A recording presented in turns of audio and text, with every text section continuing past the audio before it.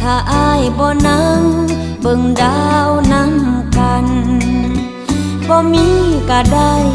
ปากซอยตรงนั้นหากอ้ายลืมวันเคยเที่ยวร่วมทางมีไว้เฮ็ดหยังถนนหากอ้ายบ่สน